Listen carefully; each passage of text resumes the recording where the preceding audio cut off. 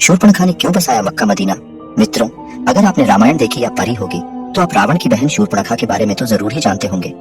शूर्पणखा रामायण की एक ऐसी किरदार थी जिसकी वजह से प्रभु श्री राम को रावण समेत सभी राक्षसों का वध करना पड़ीडा था। लेकिन सभी राक्षसों का अंत होने के बावजूद भी शूर्पणखा बची हुई थी।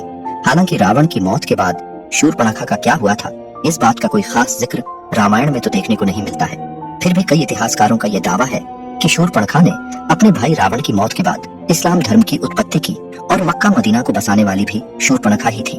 कई इतिहासकारों के मुताबिक तो यह भी बताया जाता है कि आज इस दुनिया में मौजूद सभी मुसलमान शूर्पणखा के ही वंशज हैं। भले ही यह सारी बातें आपको एक कहानी की तरह लग रही हो, लेकिन आज के इस वीडियो में हम आपके सामने शूर्पणखा के कुछ ऐसे रहस्य पर से पर्दा उठाने वाले हैं जिन्हें जानने के बाद आप भी दांतों तले उंगलियां दबा लेंगे। नमस्कार मित्रों, स्वागत है आपका आज के इस नए वीडियो पर एक बार फिर। मित्रों, रामायण के अनुसार हमें यह बताया जाता है कि जब रावण ने माता सीता का हरण किया था तो भगवान श्री राम ने माता सीता को आजाद करने के लिए रावण समेत उसके पूरे वंश का नाश कर दिया था। लेकिन सभी राक्षसों में रावण का छोटा भाई विभीषण हमेशा धर्म के रास्ते पर चलता था और विभीषण ने इसी तरह धर्म का साथ देते हुए अपने भाई रावण के बजाय प्रभु श्री राम की सेना को चुना। इसके बाद जब प्रभु श्री राम ने रावण का वध करके माता सीता को आजाद कराया था तो उन्होंने लंका का सारा राजपाट और जिम्मेदारियां विभीषण को सौंप दी थी। लेकिन उसके बाद शूर्पणखा कहाँ गई और आखिर उसका क्या हुआ था, इस बात का जिक्र हमें रामायण के किसी भी ग्रंथ में नहीं मिलता है। दरअसल दोस्तों, जब शूर्पणखा भगवान श्री राम से आकर्षित होकर उनसे विवाह करने का प्रस्ताव लेकर आती है तो भगवान श्री राम शूर्पणखा से विवाह करने के लिए उसे साफ साफ मना कर देते हैं, क्योंकि भगवान राम पहले ही माता सीता से विवाह कर चुके थे। इसके बाद भगवान राम अपने छोटे भाई लक्ष्मण जी की तरफ इशारा करते हुए शूर्पणखा से कहते हैं कि अगर आप चाहे तो मेरे छोटे भाई लक्ष्मण से विवाह करने के लिए पूछ सकती हैं।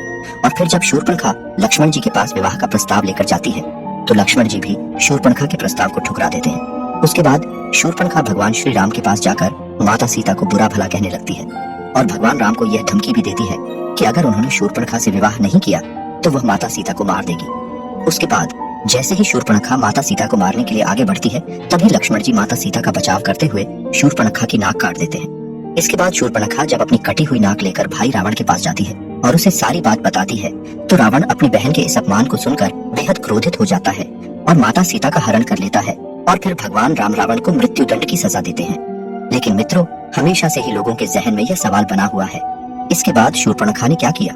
कई इतिहासकारों के मुताबिक यह बताया जाता है कि शूर्पणखा खुद को दुनिया की सबसे सुंदर स्त्री मानती थी और जब लक्ष्मण जी ने माता सीता को बचाने के लिए उसकी नाक काट दी थी तो वह अपने चेहरे को देखकर बहुत ही शर्म महसूस करती थी और नाक कटने के बाद वह हमेशा अपने चेहरे को एक काले कपड़े से छिपा कर रखती थी। शूर्पणखा को जब यह पता चला था कि उसके सारे भाई प्रभु श्री राम के हाथों मारे जा चुके हैं तो उसने दैत्य गुरु शुक्राचार्य के पास जाने का फैसला किया था और वह वहां जाकर उन्हीं के आश्रम में रहने लगी थी। शूर्पणखा और शुक्राचार्य दोनों ही राक्षसों के वंश को आगे बढ़ाना चाहते थे, जिसके लिए शुक्राचार्य ने भगवान शिव की कठोर तपस्या की। शुक्राचार्य की तपस्या से प्रसन्न होकर भगवान शिव ने उन्हें असुरों के अमर होने के बजाय वरदान के रूप में एक शिवलिंग दिया और यह भी बताया कि जिस दिन कोई वैष्णव यानी भगवान विष्णु का अवतार या फिर कोई ऐसा भक्त जो भगवान विष्णु को सच्चे दिल से मानता हो, अगर उसने इस शिवलिंग पर गंगा जल छिड़क दिया तो उसी समय इस दुनिया से संपूर्ण राक्षस जाति का विनाश हो जाएगा। इसके बाद दैत्य गुरु शुक्राचार्य ने भगवान शिव के द्वारा दिए गए इस शिवलिंग को वैष्णव यानी हिंदुओं से दूर रखकर एक रेगिस्तान में स्थापित कर दिया, क्योंकि हिंदू धर्म का हर शख्स भगवान विष्णु को जरूर मानता है और अगर ऐसे में कोई हिंदू उस शिवलिंग पर गंगा जल छिड़क देता तो दुनिया से संपूर्ण राक्षस जाति का अंत हो जाता। इसलिए शुक्राचार्य ने इस शिवलिंग को दूर ले जाकर एक रेगिस्तान में इसकी स्थापना कर दी। और मित्रों, रेगिस्तान में जिस जगह यह शिवलिंग स्थापित किया गया था उस जगह को आज हम सब मक्का मदीना के नाम से जानते हैं। दोस्तों, भले ही ये सारी बातें सुनने के बाद आपको सच्ची न लग रही हो, लेकिन आपने कई विवादित बयानों में ये जरूर सुना होगा कि प्राचीन काल में यहाँ पर मकेश्वर महादेव का एक मंदिर हुआ करता था जहाँ भगवान शिव का एक शिवलिंग स्थापित था। मित्रों, यह वही शिवलिंग है जिसे भगवान शिव ने दैत्यों के गुरु शुक्राचार्य को दिया था और इस शिवलिंग को दैत्य गुरु शुक्राचार्य ने हिंदुओं से छुपाने के लिए भारत से दूर सऊदी अरब में मक्का में स्थापित कर दिया था। शुक्राचार्य ने इस शिवलिंग को सऊदी अरब में इसलिए स्थापित किया था क्योंकि उन्हें ऐसा लगता था कि यह बात कभी किसी हिंदू को नहीं पता चलेगी और इससे राक्षसों का वंश भी सुरक्षित रहकर आगे बढ़ता जाएगा। आपको बता दें कि दैत्य गुरु शुक्राचार्य ने इस शिवलिंग की सुरक्षा का काम शूर्पणखा को सौंप दिया था। उस समय शूर्पणखा हमेशा ही अपने चेहरे को कपड़े से ढककर रखा करती थी और फिर शूर्पणखा ने अपने वंश को आगे बढ़ने के लिए कई बच्चों को जन्म दिया, जिसके बाद वही बच्चे आज शूर्पणखा की इस परंपरा को निभाते आ रहे हैं। जी हाँ मित्रों, हम बात कर रहे हैं मुसलमानों की क्योंकि आपने जब भी मुसलमान महिलाओं को देखा होगा तो यह गौर किया होगा कि वह हमेशा ही अपने चेहरे को ढककर रखती है और इसके लिए वह बुर्का पहनती है। मुसलमान महिलाओं के इन कपड़ों में केवल उनकी आंखें ही नजर आती हैं और जब नाक कटने के बाद शूर्पणखा अपने चेहरे को कपड़े से छुपाकर रखती थी तो उसकी भी सिर्फ आंखें ही नजर आती थी। मक्का मदीना के मक्केश्वर महादेव का जो शिवलिंग स्थापित किया गया था उसकी सुरक्षा के लिए शूर्पणखा ने वहीं पर रहना शुरू कर दिया था और मक्का मदीना आज दुनिया की एक ऐसी जगह बन चुकी है जहाँ पर हिंदुओं का जाना साफ तौर पर मना है। इसके अलावा मित्रों यह भी बताया जाता है कि सऊदी अरब में जिस जगह पर मक्का मदीना मौजूद है उसके आसपास तक की सभी जगहों पर हिंदुओं को रहने की इजाजत बिल्कुल भी नहीं दी जाती है। मक्का मदीना में रहकर ही शूर्पणखा ने अपने वंश को आगे बढ़ाया और नई नई परंपराओं का भी निर्माण किया। इनमें से एक परंपरा थी बुर्का पहनने की और यह रिवाज शूर्पणखा के समय से ही चला आ रहा है।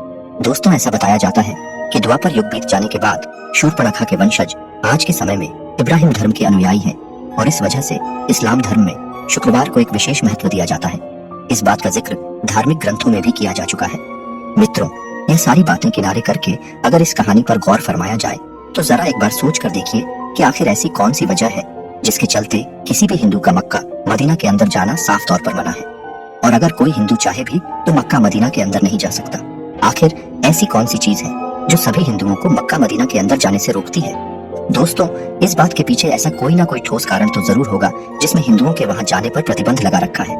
अगर ध्यान दें तो ये सारी बातें केवल एक ही तरफ इशारा करती हैं कि शायद मुसलमानों का शूर्पणखा के वंशज होने वाली यह बात हकीकत हो सकती है और बहुत सारे मुसलमान इस बात से डरते हैं।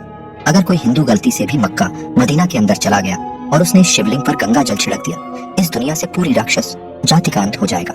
मित्रों, यह राक्षस कोई और नहीं बल्कि शूर्पणखा के ही वंशज है।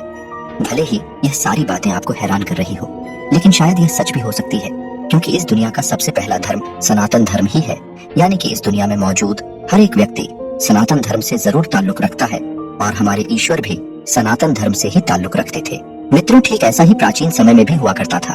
कुछ लोग मिलकर अपनी अलग अलग नियमों और परंपराओं को बनाया करते थे और धीरे धीरे इसी तरह यही चीजें जातियों में तब्दील होती चली गई, जिससे आगे चलकर अनेकों धर्म की उत्पत्ति हुई।